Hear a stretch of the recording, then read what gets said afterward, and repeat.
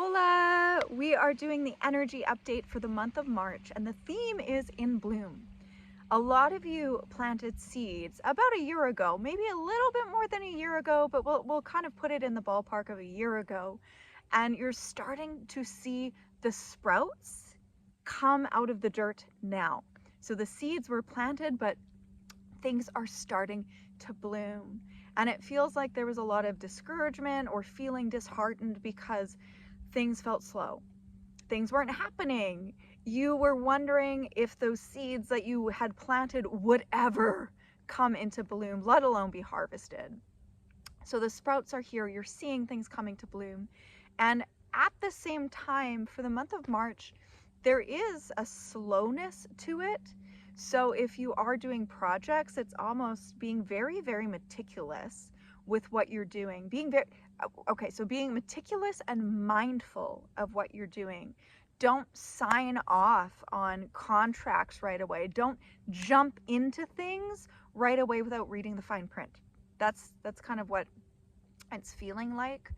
Not to say that things are too good to be true. It's just you might miss some very important details if you don't read the fine print. You might miss some very important details if you're running and sprinting versus going at a nice jog, or even a nice slow pace where you're looking and taking everything in. So the month of March, even though there is this a sense of renewal, it's a sense of renewal and freshness and life. And yes, the sprouts are coming, but at the same time, there is a slower pace, a more intentional pace, a mindful pace, where we're not on autopilot. So even when we're saying a mindful pace, where there's a deep sense of presence, where everything you're doing, you're actively involved and present with. You're not on autopilot. You're not numbing out what's going on in your life, in your world. You're not shutting down. So even if things are challenging for you in different times, there's a choice to be present.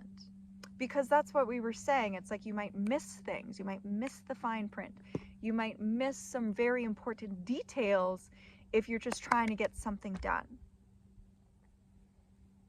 And at the same time, March is giving us an opportunity to really enjoy our lives, all of it, to savor our lives and all of the experiences we're going through, good, bad, ugly, indifferent, to live, to be fully present and to live in the moment. Society wants us unplugged, always online, always scrolling, like completely disconnected from your heart, from your spirit, from God, source, divine, from the present moment. And March is an invitation in the bloom to choose to intentionally be living your life, to be interacting with your life, to no longer settle or sacrifice to exist.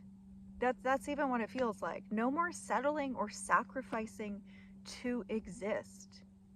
How can you savor every moment? How can you, even if, like, perfect example, let's say you're scrubbing a toilet, like you might not want to be scrubbing that toilet or mopping a floor, but how can you find joy in it? It even feels like this month is to find joy in everything that you're doing, to cultivate joy in everything that you're doing. Because the more that we're present, the more that we're feeling joyful, that becomes this other seed that is planted. And the joy, that blooms instantaneously. And that joy is contagious. The more joy you're experiencing, the more joy you're radiating out to others, the more that can have a domino effect or a ripple effect, where now somebody might not have been feeling joyful, but they're feeling joyful and pleasant. So it just feels like to be present, to be purposeful, to fully live your life and to enjoy it. Enjoy yourself, enjoy the people that are around you, enjoy being out in nature. Less complaining, less talking or thinking about the things that aren't working, the things that you don't have, the things that you want. Less of that and more of being in the moment, more of being grateful and enjoying where you are. Some of you haven't been grateful. Some of you have been even in victim mode. And that creates more lack. That creates more feelings of disappointment. That creates more feelings of misery.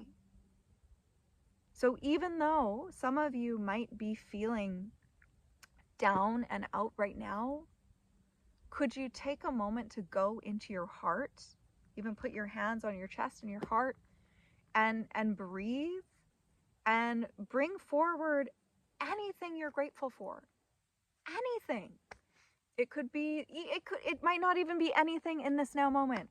It could be something that you've been grateful for in your past, but to bring that into the now.